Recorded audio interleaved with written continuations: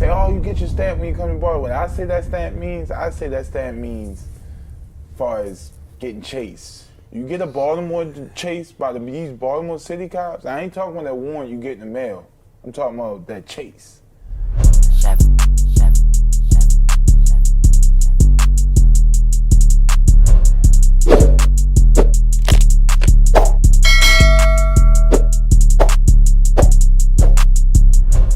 All right, guys, we are here right now with one of Baltimore's top riders, most legendary riders. Y'all might know him as Wheelieking. Yes, sir. I know him as Shamar. Mm-hmm. Solid friend for years, man. Tell him about yourself, man. Shamar. Hey, you don't call him Shamar today. But, tell me about yourself, man. Like, how did you even get into bike life? Chasing the dream. Got into bike life, bro. One day, my cousin brought home from the flea market a DVD that says 12 O'Clock Boys Paparazzi Edition. And 12 O'Clock Boy DVD Paparazzi Edition showed 12 O'Clock Boys, which was from Baltimore, riding dirt bikes in the streets, wheeling, doing stunts, a drill park, and all that. And from that, I chased that dream. Why though? But a lot of people watched some DVDs back then, right? But what made you look at that DVD and was like, yo, I want to do that? Just I could see that was me. Me looking at the DVD, I envisioned that was me doing it. So I always wanted to wheelie dirt bikes and motorcycles. I always wanted to wheelie motorcycles. Never thought about dirt bikes because I'd never seen that. Being from Annapolis, it was just motorcycles. That was motorcycles in Annapolis, and as you know, DC is a big thing. Yeah. So me learning that, me seeing that and stuff just turned me out. I was like, man. Around what year was that though? What? You said, I always thought you learned in Baltimore. You seen it first. You said DC. Yeah, DC. I was a fan of motorcycles before a fan of dirt bikes. So, but I started. You could easily afford a dirt bike before a motorcycle. Yeah. And being my age, motorcycles for grown-ups. Dirt bikes is my age, which I was 12 when I first jumped in the game. What was your first bike? It's CR85. CR85, 06. Man, look, if y'all don't know, Stolo. them CR85s is one of the most dangerous bikes in bike life, period. Like, you can go on a CR85 and you think you're sweet, you in the bag, you think you're cool. Out of nowhere, I think the back brakes. The back brakes alone, you can't trust Honda back brakes. If you know about wheeling bikes, people will tell you anything. The red Honda brakes ain't right. You gotta go gold. And then the gold one still, the Honda braking system is the most trickiest. That's why people like them Yamis. The Yamaha brakes and they'll throw you over the handlebars, but CR85 06, that was our go-to. CR85 was Baltimore. That was a Baltimore thing. As far as wheeling them in the streets and stuff, that was Baltimore. From what I can remember, I just knew Baltimore was made for just two-stroke bikes. Mm-hmm. But when you just said that, CR85s, thinking about it, everybody bought all the Raising Up videos back in the days. Everybody rocked the CR85s. That's it. CR85s, and then think Maryland. In Maryland alone, we probably bought the whole Maryland. I would say, but really Baltimore, we bought the most 07 CR85s. We shopped all around town for CR85s. Yeah. It was Virginia. I witnessed, my homeboys go to Virginia to buy two brand new Charlie and Charles, actually. They went and bought two brand new, and Pills, my man Pills from over east. See, they bought two brand new CR85s out the store, Me, I was a Yami boy, though. I'd say, look, even that, now, I think the whole Baltimore culture starts shifting to Yamahas. Because everybody's wearing the blue bikes. Because of me. Because of my man Wheelieking. Because of me. Apparently. I can show footage. Before I came down, I was talking about how Baltimore ride, period. And people don't know, or some people will argue that Baltimore, the dirt bike capital, and I'm going to tell you, it's the dirt bike capital, period. Correct. And what makes Baltimore, the capital of dirt bikes, period? What makes them the capital, and what makes Baltimore different the way y'all ride from everybody else? All right, let's break the question down. So what you saying? What makes... First question. What makes us the dirt bike capital? Yeah. I take you to Baltimore. You're in Glen Burnie right now. This is where I live, right? And we was at Hip Hop Chicken like less than 100 feet from here. Yeah. And you heard what? You thought it was a dirt bike, just by being here. You know, you go any part of the day, anytime you can see a dirt bike. Yeah. In Baltimore, this is Glen Burnie though. Let me go back to Baltimore. In Baltimore, you're gonna see in the I think it's like a 30-mile radius just off top of the whole city of Baltimore. Every day a dirt bike's gonna be ridden in that street. Every day. I can vouch for that. Every day. And I can vouch for that. And that's just at least once. And just one, just at least one bike. But I can guarantee just at least one bike every day is going to be ridden within that 24 hours. That's different. And that's the capital. In the streets. Yeah. Come on. I know shots at Philly, but you ain't going to see that. No shots at New York. New York different. New York blowing up. But wait, they just started. I'll tell you this. Once I moved, I was in Philly for maybe a year and a half.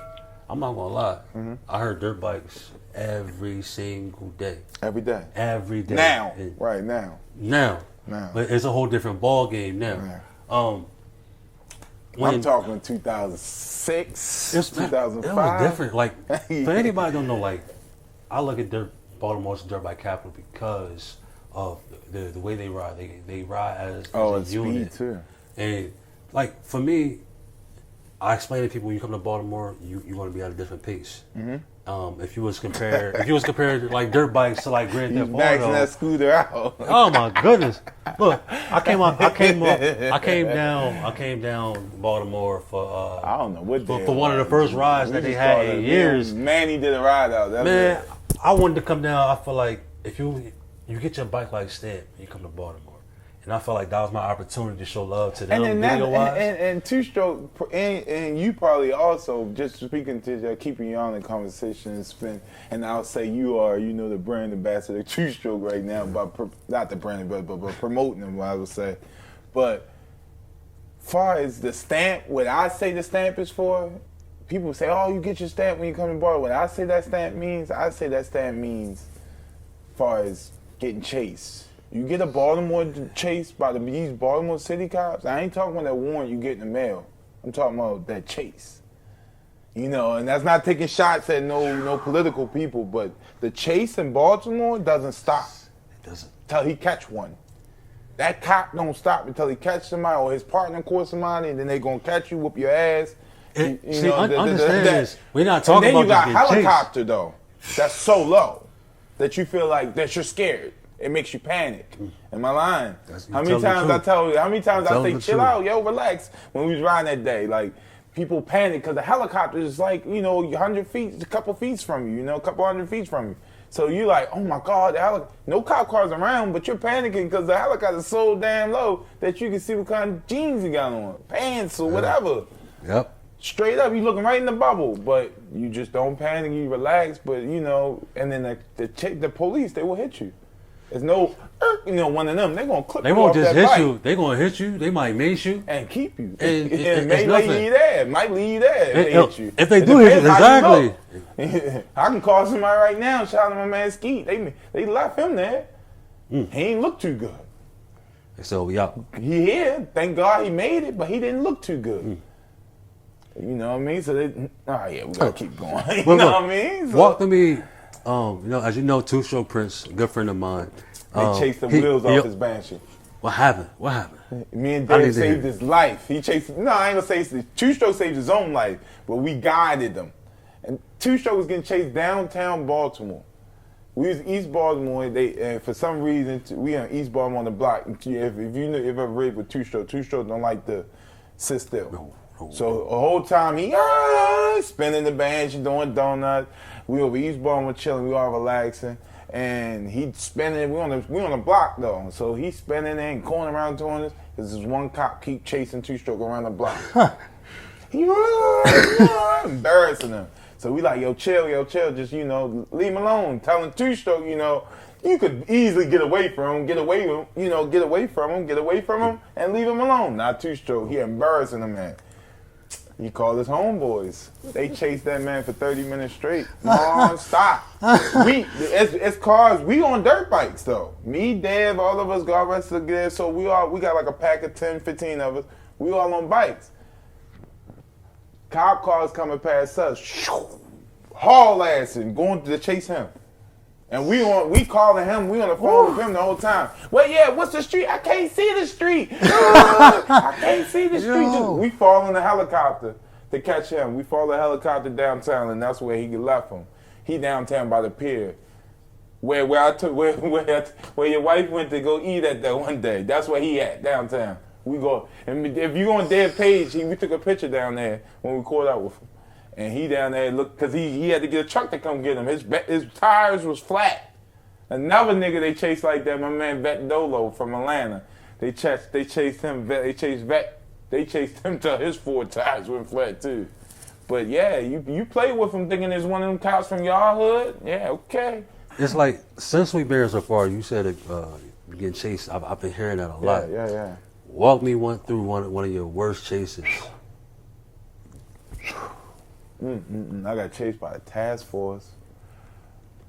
This came off the rip. I got chased by a task force on a 400EX.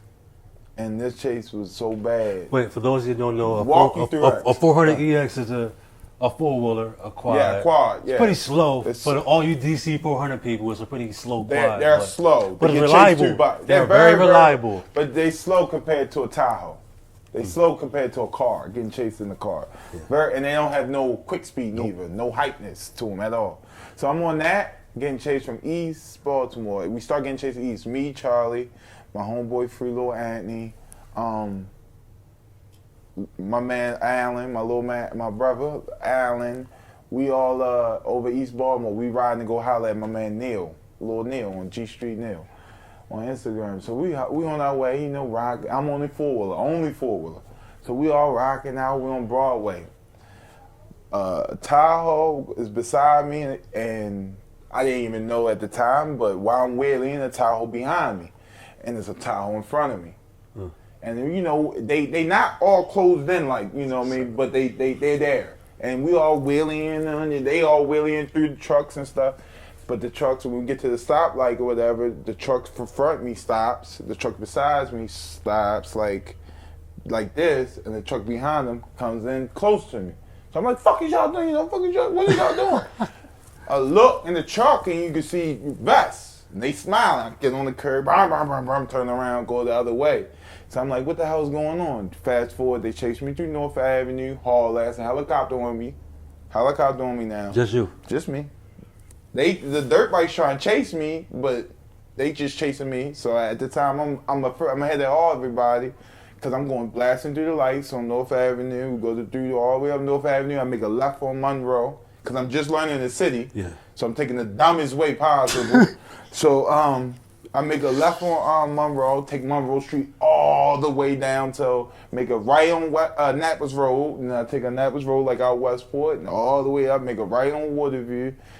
Make a left on Palms Ferry, then I make a right on Patagonia, and at this time I'm going down Patagonia to Washington Boulevard, towards Washington Boulevard, and I'm turning around making U-turns, looking up to the helicopter like, why me? Why me? Stop, I quit, why me? They just kept chasing me.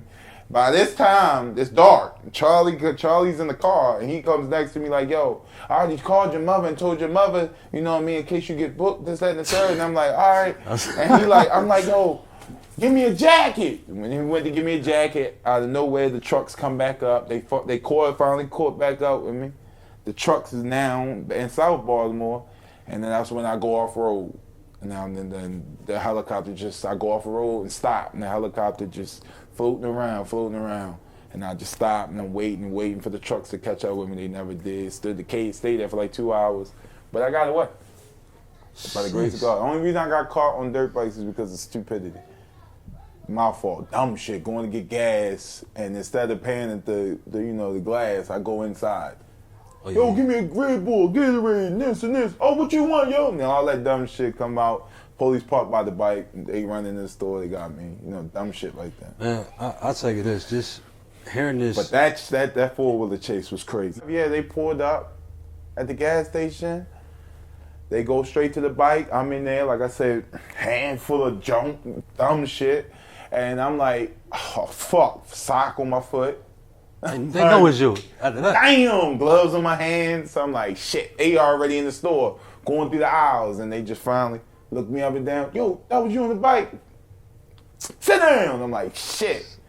They like, yo, come on, yo, you weren't supposed to ride on the streets, this and third, and I wouldn't have locked you up. Or your one man, when I boxed him in, he ran through me and damn near ran off of my car. And he had a burgundy, never forget. It was on 4th of July. He had a burgundy Optima, Kia Optima, brand new rental car joint. And when they swerved in the gas station, my man, I ain't gonna refer his name, but he damn near ran over their cop car. I can't down, but that was years ago. That's cool. Marseille nut ass, he ran over their cop car and got away. And he's like, you know, all police say, I would have let you go, but your man, fuck out of here, he wouldn't let me go anyway, nigga. So I took that, boom, got locked up, got away. This was years ago. This is like 2009. This 2009. Yeah, that was 2009. I can say this from experience. It's gotten worse since 2009. Fucking right. With chases, and I know you've been in some of the worst of that, as you just stated. To see Bikelife where it is now, to actually be a part of movies now, like how does that feel to finally do something you love? All your life you get chased all crazy, but then you got a movie like Charm City Kings come out where you can actually do what you love, and now they pay you for it legally. Yeah. How does that feel? It's accomplishment. It's a definitely accomplishment. It feels like a great accomplishment. It's a great success. It's overwhelming. You know, the movie definitely come out on April 10th. You know, we'll be able to see it. I seen, you know, sneak peeks of it. You know, the stunt coordinator and I are really close. You know, so shout out to Kevin. You know, Kevin Rogers. Those I know. Charm City Kings. It comes out. April 10th. It's based on the old documentary. Yeah, it got you know how Hollywood put their spin on it, but it's based off. You know, Will and Jada. They bought the script and they bought the script from Pug and his mom, you know, his family, and they bought that from him. Yeah, you know, I actually came down to the set when that happened, when our movie shoot was happening. Yeah. And it was very interesting because, you know, I love this culture so much. I wanted to like shoot movies, and we actually did shoot a movie. But you know, it's like to have a big budget like that to shoot a movie was amazing. And I seen the director. I didn't know he was the director at the time. Yeah. I was like, yo, Angel. Angel. Yeah. You had just pulled dog when you came out the truck. You took off for the scene. So you leave. I see the camera. Right. I was like, yo, what type of camera is that? That area Lex or red. And I see Angel. I'm like, Angel. Oh, I didn't say Angel. I was like, excuse me. Yeah. What kind of camera is that? On that one. I'm sorry. He was like, that's an area Alexa. Yeah. And I was like, oh, all right, that's cool. He was like, what's your name? And I was like, my name Biz. And he was like, Mr. Business. Freaked out. And I was like, yeah. And he's like, dude, no way. He's like, I'm gonna tell everybody, my whole crew, to look at your work. Yeah. We're basically trying to do what you do. Exactly. And he said after that, he was like, yo, you're more than welcome to use anything here on set. If you need help, but if you see something that you feel a shot better, he was like, you have full access to everything. Angel is dope, bro. I'm sure he followed you back on Instagram. Yeah, he did. He's that humble. He had so many connections. He's that humble. Hopefully, he plugged me in with putting some footage into the movie. Hopefully, that end of the movie and the show. Yeah. But all in all, talking into existence. I got so much respect for Angel for that moment. Even though I couldn't help, bro. I was that whole Angel, yeah. That whole set was definitely we all was humble. Everybody that was there was humble because not knowing how big of an impact this movie is going to be on the culture. And really, I can't wait till it come out. And I don't want to talk too much about it, but what I can say is when it comes out, so people can actually see that what they think it is, it's not. Yeah. It's completely not what they do. Where everyone thinking like, oh, it's just going to be this or that kind. It's completely not. Completely not. It's totally different. So I can't wait till it come out so we can actually see what it is about. And it's just touches. It's basically what the movie's about. It's kids, 3 kids from Baltimore trying to get into bike life. That's it. Fast forward a little bit, right? Right after that movie, you get another opportunity to get into Bad Boys 3. Exactly. To play Will Smith's stuntman. Like, right, walk me through that whole experience. Like, how did that even come about? So we wrapped up Charm City Kings in December, Late December, and wrapped that up. 2018. Yeah, complete. Is that you want to tell them shut the doors? That you hear the iPad, but yeah. So I'm sorry, but we locked that up 2018. 2018 was it? It had to be 2017. 2019. 2017. 2019. I already got shot at this time. Oh, okay, cool. It was 2019. 2019. The end of 2019. It was end of 2018 when we wrapped up. Right, yeah, end of 2018. End of 2018 we wrapped up. 2019 is when. So 2018. Long story short, we wrapped the movie up. How I got into Bad Boys 3 was Jaleel Lynch. At the end, he was actually played a part in Charm City. Okay. He was one of the stunt men. He actually brung Cortel. Okay. Shout out my man Cordy T. He brung Cordy T from Cali. He actually, he linked Cordy T into the movie too. Okay. Big time stunt man Hollywood, Jaleel Lynch is. And Jay, he definitely told me that, yeah, I'm gonna holler at you boys, just small talk. It was very small. Like, I'm gonna holler at you boys on Bad Boys 3 coming out. In a few months, they're gonna be shooting. I'm gonna get you boys on set. I'm gonna get you boys to get some work down there.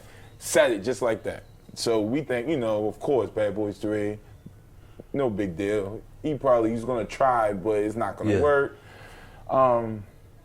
He texts me, a random phone calls from Cali. I apologize, boom. So that whole January, random phone calls from Cali, some from Denver, all different type of phone calls. So I'm ignoring them, regular type of thing. And so yeah, random phone calls from Cali and Denver. Yeah, random phone calls was calling me, and I'm not answering it, just not answering the phone calls. And then Jay texts me like, "Hey, bro, what's going on? The people from he's like, the people from Bad Boys, trying to reach out to you, said that you never, you're not answering the phone for them." I'm like, "What?" He's like, "Yeah, they trying to answer the phone, man. You gotta answer the phone." So I'm like, "All right." Next text message come through. It was this dude Kenji, which is Jack Gill's assistant. Okay. Kenji text me and say, "Hey, Shamari, I'm Kenji. This and the third." So it's just like I just said to you, I'm Jack Gill's assistant. I need to know your age and your height. Gave him my age and height, and he was like, "Okay, cool." And then he was like, "I need to know your address and your email address," and shot me the emails, and then that was my start papers for Bad Boys 3. So I'm like, all right, this is phony. This is not real. Ain't no way, ain't no way, this is going on like this, that easy. Just thinking that I'm going to be a part of it, not knowing, the whole deal yet. And yeah, so I'm like, yo, this is January 27th. So January 27th, I found my start papers and I'm putting in all that, this conversation taking place then. January 29th is when I actually signed the start papers, because I'm still, like, I kind of put off on it. Like, I went to work and I'm like, all right, come home from work. And I'm like, Kenji's calling me like, "Hey man, I still ain't, my assistant didn't get the start papers yet. Did you sign them?" And I'm like, "I'm signing them now," and I'm emailing them back. Signed them, emailed them back. Then when he emailed me back with the, what is it called? Itinerary. With an itinerary, with you're getting picked up from here, you're going here. I didn't even read that. I just read that you're getting picked up from here, you're going here. Then I stopped reading. So I stopped reading. So then I'm like, oh shit, like what the hell? This is real? So I'm like, man, hell no. So I'm like thinking of it. Like I said, I pack a little. I didn't even pack. The next morning comes, I get phone calls. Like I said, different phone numbers. I'm asleep, not answering. Then Kenji calls. And then at this time, I finally saved his number. So Kenji called, I answered. It's like, "Bro, what's going on? The people said they out front of your house." I'm like, "What?" So I'm damn near naked. Like, "What? Am I out front of my house?" He's like, "What's your address?" Gave him the address. He's like, "Oh, no, they had the zip code wrong." All right, well, answer your phone. The people gonna be calling you with your ETA. How long they gonna get there? Like, all right, whatever. Boom, go sleep, wake back up. That's when they got a phone call from the lady. And she was like, "Hey, your car's gonna be here. It's gonna be a Lincoln Continental. They'll be there in 25 minutes. I'm like, okay. So boom. I was like, "Mom, pack your stuff. I'm like, I'm living with my mom at the time. Like, I'm like, Mom, pack your stuff. They said they're gonna be here in 25 minutes. She's like, okay. So my mom's packing her stuff. I asked my sister. I'm like, Shelly, pack my little quick bag. Put some drawers. Put such and such in there. She's like, okay. Did it. Walked like the people out front, leave out front, go. I'm like, my mom's coming. We go out front. Me and my mom. Like, Mama, tell the lady my mom's coming. Get in the car. Go to the airport. I only have, they send everything. I never caught a plane. This is my first time catching a plane also. I never ever caught a plane.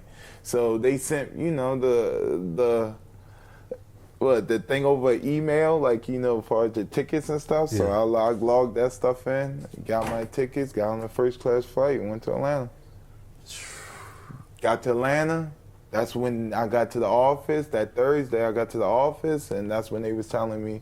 They told me, they didn't even tell me yet, bro. I have the picture right here on my phone. They didn't even tell me yet that what I was doing or what I was going there for yet. I just knew I was going to be in Bad Boys. So I go there, and I walk into the office, and then that's when I turn around, and then, I see, and I got shit, and hopefully go upload the picture so they can actually see what I see. Yeah. But it's a little video also. It's on the walls. Is my picture, then it's Will's picture, and then Stan, which is Stan's double picture, and is Martin's picture, and then it's, so forth and so forth as far as all the main actors. And then that's when I look, and you can see my side profile, Shamar Parker, 6'4", and then Will Smith, 6'8". I'm like, what the fuck? Like, I had to take all that in and sit down and have a important meeting and sign my contract. As far as my, how much I get paid and all that. Had to take all that in. That had to be and so sit real. on that as a grown man, because it's just, I'm not a big fan of all those, celebrities, but my parents is. I'm just looking at how family-wise, how my family's gonna be so stoked. I'm not even looking at anything else. You can even ask my girlfriend. She know how I am as far as celebrities, but I called her and was like, hey, you know what I mean? She's like, fuck, she couldn't even believe it. No one could. Man, I remember you was telling me about it. I was like, it's nowhere in the world. Bro, most importantly, I forgot the biggest piece, and this is, and I'm sorry to cut you off, big bro, but I forgot the humongous piece. This how much I didn't believe that this shit was happening. I mean, excuse my French, this shit was going on. I delayed everything. And then the biggest thing is, I delayed everything to the point that I didn't know how to do nothing. I didn't know how to do nothing professionally. So I didn't know how to far as, what is it called? When you're applying for a job. Resume. I don't know how to do those. My girlfriend does, but at the time, this how much, like I said, me and her beefing. So when it got down to the time, she wasn't going to do no resume. I couldn't even pay her. So I'm like, yo, who can I call? Literally, scrolling on my side, my contacts, and I go all the way down to M. I see Mr. Business. I say, yo, let me call this nigga. This nigga he has to went to college or some shit. There's no way. His videos and shit. He know how to do fucking resumes. He do these dope ass vids. So I'm like, all right, call him. He's like, yo, bro, I got you. So I don't think he took it as serious. Or I'm thinking like, yo, this nigga he think I'm joking. Like I'm waiting on him before I hear back from these people. So he called him again. He's like, bro, I'm sending it right now. Sent it like an hour later after it right now. And boom, had my resume. And me and him at the time, we probably talked, a handful of times? Yeah.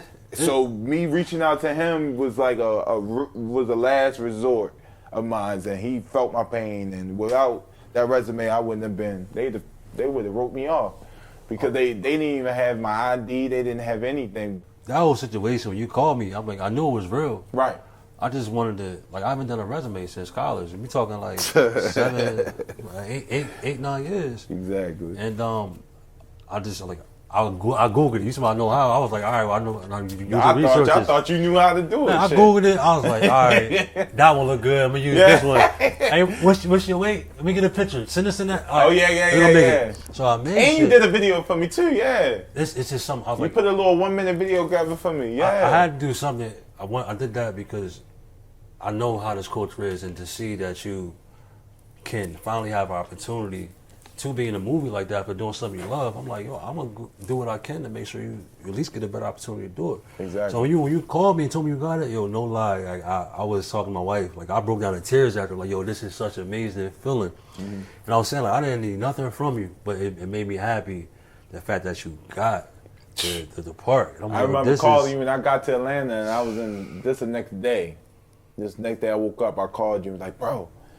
He's like, what's up? And I'm like, I got it. You know, we always talk on FaceTime. I'm like, yo, I got it. Yo, look where I'm at. I'm in this suite. I'm like, no way. He's like, yo, I'm dope. He's like, yo, I'm happy for you. I'm like, bro, when I get my paycheck, you coming down. You coming down. I need you here with me. I need you here with me right here by my side.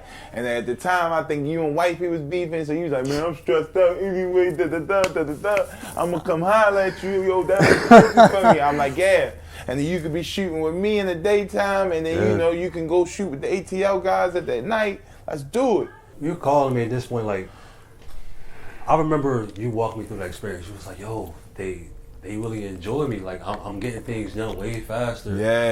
Walk me through that experience, man. Yeah. So first day on, actually with other stuntmen, because at the time nobody I knew was there. Yeah. You know, so I was with the other stuntmen, and we was just doing, like, you know, far as what was the run. We was setting up to do the run and the jump into the helicopter scene. And so we was setting up, and we was getting everything, building boxes, you know, doing, like, you know, regular work. And we set up one day, and then the next day, and that day was so good because they was telling me, you know, just a lot of stuntmen in the game is not as humble as me. And for me to have a major part, you know, with a key actor, you know, I got my own trailer, I got my own this. I get, you know, nothing like how Will's is, but it's nothing like how, you know, let's just say, the utility stunters, or even let's just say it's nothing like how I had on Charm City. It's nothing like I had on Charm City. So they was like, yo, you know, I'm there at the end when they're at the end these are the riggers, you know, they got to put their stuff up. I'm helping everybody, and they loving me, and they loving the fact that I'm humble, and they talking to me, you know, reminding me to save my money and telling me, you know, giving me footage that, you know, that risky footage, because they was trusting me that I could have easily threw something on the, you know, the internet, and they would have to rewrite the whole script. So they was trusting me with that, which I didn't, but they was trusting me with that and trusting me to hold on to footage, and they was walking me through, giving me tips. They was making me great, and I was just being respectful. And then, you know, they was getting me out, but they was actually helping me, putting me in positions to do other jobs and make more money, telling me about stunt adjustments. Because I didn't even know that in Charm City, but no, you know, everybody learns off of, I heard, everyone learns off their first, you know, so I learned off my first movie, and from, you know, Charm City Kings, I was touching the ground over and over and doing this and doing that, and everything you do for that camera, or everything you do, anything you do repetitively, you get adjustment for. So, you know, I was making buku money, you know what I mean, $100 just to, you know, to do something I will do for free, you know, to get repelled from the sky, you know, get repelled from it was 300 something feet down to zero, you know, all day long from 8 to 8. I was doing that, and every time, you know, I was getting paid $100, you know what I mean, and it was a lot of times, you know. Of course, you break for lunch is on them, everything. So I was down there living for free, eating for free, getting treated like a superstar to do what I would have done for free. If they came down and said, hey, we're going to put you in a suite for 3 months, get you a car to drive, you know, make sure it's an SUV or a van, and you could drive, and you're good, and, you know, we're going to feed you, we're going to clothe you and everything. All you got to do is, you know, but we're not going to pay you. I would have did it. But they paid me, you know. They paid me well enough. I mean, everything was sweet. Everything was sweet until, you know, I got in an accident. This is when they got a little real for me, because the last time I talked to him was like, yo, I'm gonna get you down here to ATL. They love me down here. So I got like basically 2 to 3 good calls. First call was, you got the job, excitement, tears from me.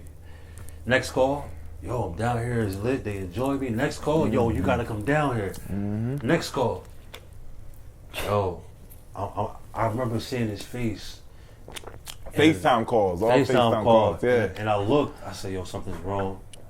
And I looked at, like, I could see in his eyes, like, something bad happened.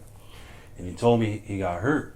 Yeah. And instantly, I'm getting teary-eyed, like, no, like, this is basically the dream job. Facts. And he's like, it's bad. And he wanted to send me the video of it. I didn't want to see it until today. Yeah. I'm like, let me see it when we record this process, because the way he explained it, he said it was bad. Like it was horrific. I can show y'all. And I never did this. And this is off impulse, 100%. And it probably like a viewer discretion, I should say. Yeah. I should say right now. But I never did this. I never even took a picture of my, excuse me, let me get my lips together. But I never took a picture. I never even showed how it looks to this day on Instagram. Nothing, you know what I mean? Yeah. You know what's crazy about this is when he told me what happened, he's like, yo, Reem, I should have done better. He was making actions. But I had a concussion too. From just him just being a good person. And I'm like, yo, it's not your fault. The person you are, that's off an impulse. I would do the same thing in a situation. As things started to unfold, I'm like, yo, it might not have just been on you. I'm like, you may need to do something else, like put some actions to it, because you won't be able to ride a bike no more for a while. Nope. Like, how has this experience because been since? It's crazy. It got even crazier now, even starting in these last few weeks, because I got I wrote one of my friends, and I was like, that was there during the initial crash, and I was asking him for footage, you know, because I've been talking. I just recently started seeing a psychiatrist, like for the last past 6 to 8 weeks, and you know, he's opening me up to realize about certain things from the trauma aspect and all that. And he's a psychiatrist that deals with a lot of people that has a lot of trauma. But long story short, you know, he has me realizing that he actually helped me read through all my paperwork as far as medical. And I don't tell a lot of people this, but I had bruised lung. Yeah. And I also had a concussion. I don't even remember what I ate that day. I don't remember none of that stuff. I have no memory of what I ate on February 15, 2018, which is not common. But I don't remember a lot of stuff from that day, you know. And thank God to video footage and stuff like that, because what I'm saying is I always was hard on myself, because I'm like, you know, I couldn't do it, or they had to make this machine to do it. I did it. And when I just found this out weeks ago, that I actually performed the stunt and landed it. And then the next go around, that's when I hurt myself. When I seen that, man, you can ask my wife, I broke down and cried like a baby in the shower. I'm talking about, bro, I'm on the pull-up bar crying. I gotta get this out of me. I'm gonna break everything in this house. And then in that day, that's when I said, I need a gym membership. I need to start working out. I need to start, you know, get my mind together, my body together, and really it's helping to get my mind together, because releasing the aggression that I have in me, because now I know I did it, you know what I mean? And when it's shown to you and to your wife and when you're to the world, for them to see when it's time that I did it, it makes everyone feels better, you know what I mean? But now we know it's not my fault. Now we know it's ignorance. That's the word. It's just ignorance. What could I do, you know? Sidecar, I say right now on camera, you know? Go nose Willie a sidecar. I mean a Harley Davidson with a sidecar. They went, what? Yeah, I did it.